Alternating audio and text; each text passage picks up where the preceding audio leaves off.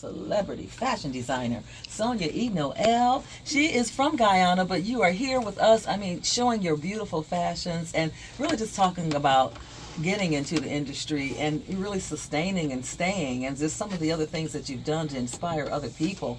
I just think it's absolutely amazing.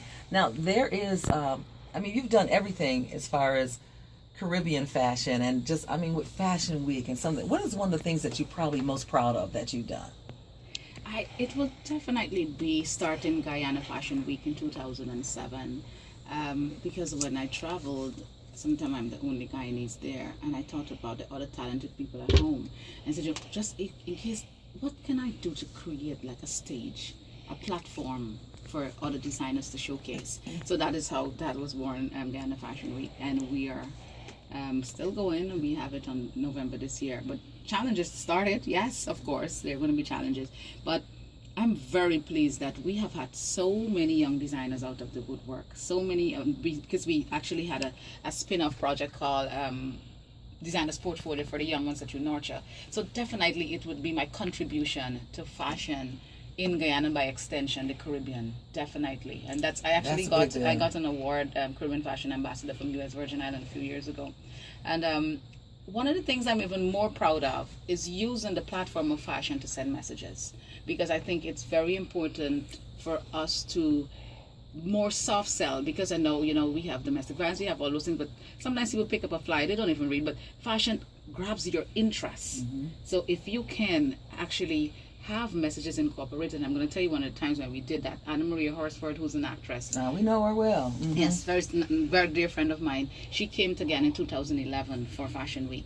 Funny, she was very funny. Dee Baxter. Oh yes. God, yes. And that year was domestic violence year. What we had the models dressed in beautiful gowns, and they all came with either a hair bandage, some depiction that they were abused. We had like 15 of them, and the music that was played behind, the place was so silent.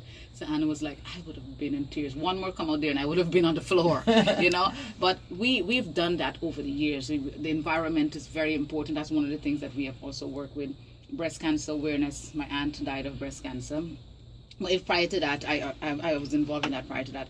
But there's so many things that we can do to send. Oh, for the breast cancer, we had all the designers do one pink gown, and the interpretations, it was just I can imagine those pictures had to be really awesome. Yes. So I will continue to, because I love working in that vein. I'm really enjoying it, because it has to have purpose. And we all have to have purpose, no matter what it is. No matter what it is. And sometimes we get off of that purpose. So it's always good to have people come into our space and come into our environment that, inspire us and encourage us. And you're a very inspiring person. So who inspired you? Anybody that you just love? I would definitely say, in my young days, I look and I saw my mom as such a beautiful soul, because she has a good heart. But she wasn't like strong enough to stand up to my father, So I looked at that, I swing it in such a way, because they said when you live in abusive homes, you take abuses. But I looked at it and I said, nobody's ever going to hit me, because I saw so much of that. And that's why domestic violence, actually, that's one of the causes of Fashion Week again this year. Domestic violence. Great, because that's worldwide, one of my favorites. That is worldwide problems everywhere. Period. Yes, period. And it affects the kids so badly. There was one time my grades were so low, because I thought it just was so traumatic being in the house with him, and but he never hit me, but my mom. But seeing it though. Yes, because I grieved for her, and I wanted her to leave. So I developed that strong character and that strong mind at a very early age, knowing that I'm not going to tolerate that at all. So I and when she went out on her own, and I really looked at her when we left, and she had very little to go on, because she was a seamstress and he sold the machine. So yes. So he took a dream too. Right. Yes. He said, I'm not going to take care of any of the kids, and he never did. So he wanted us to suffer. But you know what? She pulled us together. She kept us together. She got a job, and my grandmother, the extended family, helped. So that, I look at that and I said, together there's strength. And I did my little part to help to make life better for us. And she inspired me in that way, that you can do things. You can no matter what the situation is, you can get out. And she got out eventually.